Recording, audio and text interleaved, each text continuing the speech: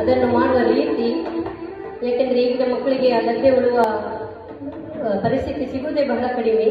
ಅದಲ್ಲದೆ ಎಲ್ಲ ಕಡೆಯಲ್ಲಿ ಜನ ಸಿಗದೆ ನಾವು ಭೂಮಿಯನ್ನು ಹಾಗೆ ಬಿಡ್ತಾ ಇದ್ದೇವೆ, ಬಂಜರು ಭೂಮಿ ಅಂತ ಇದೆ.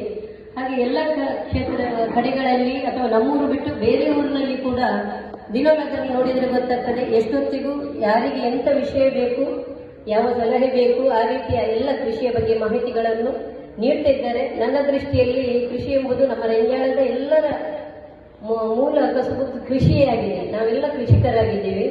ಆದರೆ ಇತ್ತೀಚೆಗೆ ಜನ ಸಿಗದೆ ಬಹಳ ಅದು ಅಂಥ ಕೆಲಸ ಕಾರ್ಯಗಳು ಕಡಿಮೆ ಆಗ್ತಾ ಬರುವ ಸಂದರ್ಭದಲ್ಲಿ ಇವರು ಪುನಃ ತನ್ನ ವಿವಿಧ ಚಟುವಟಿಕೆಗಳನ್ನು ಬದಿಗಿರಿಸಿ ಕೃಷಿಯ ಮೂಲಕವೇ ಗುರುತಿಸಿಕೊಂಡಿದ್ದಾರೆಂಬ ನನ್ನ ಒಂದು ಕಲ್ಪನೆಯಾಗಿತ್ತು. ಹಾಗೆ ನಿಮ್ಮ ಮುಂದೆ ಅವರನ್ನು ನಮ್ಮ ಜೈನ್ ಮಿಲನ್ನ ಪರವಾಗಿ ಒಂದು ಸಣ್ಣ ಮಟ್ಟದಲ್ಲಿ ನಾವು ಪ್ರೋತ್ಸಾಹ ನೀಡಿ ಗುರುತಿಸುತ್ತಿದ್ದೇವೆ. ಒಬ್ಬ ವ್ಯಕ್ತಿಯನ್ನು ಗುರುತಿಸುವುದು, ಪ್ರೋತ್ಸಾಹಿಸುವುದು ಅವನ ಒಂದು ಜೀವನದಲ್ಲಿ ಮುಂದುವರಿಯಲಿಕ್ಕೆ ಬಹಳ ಒಂದು ಒಳ್ಳೆಯ ಒಂದು ದಾರಿ ಅಂತ ಅನ್ನಿಸಿ ನಾವಿವತ್ತು ಗುರುತಿಸಿದ್ದೇವೆ. ಇವರ ಮುಂದಿನ ಜೀವನ ಸುಖಮಯವಾಗಿ ಸಾಗಲಿ, ಇದೇ ರೀತಿಯ ಉತ್ಸಾಹ ಮುಂದೆ ಕೂಡ ಅಭಿವೃದ್ಧಿ ಹೊಂದುವಾಗಲಿ.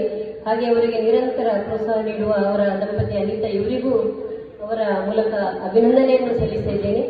ಗೌರವಿಸಿದ ನಮ್ಮ ಗೌರವ ಸಲಹೆಗಾರರಾದ ಮಹಿಳಾ ಅವರಿಗೂ ಧನ್ಯವಾದಗಳು ಅಂತ ಸಲ್ಲಿಸ್ತಾ ನಮ್ಮ ಈ ತಿಳುವಳಿಕೆಯನ್ನು ಸ್ವೀಕರಿಸಿದ ಸುಕೀರ್ತಿ ಇವರಿಗೆ ಅಭಿನಂದನೆಗಳು.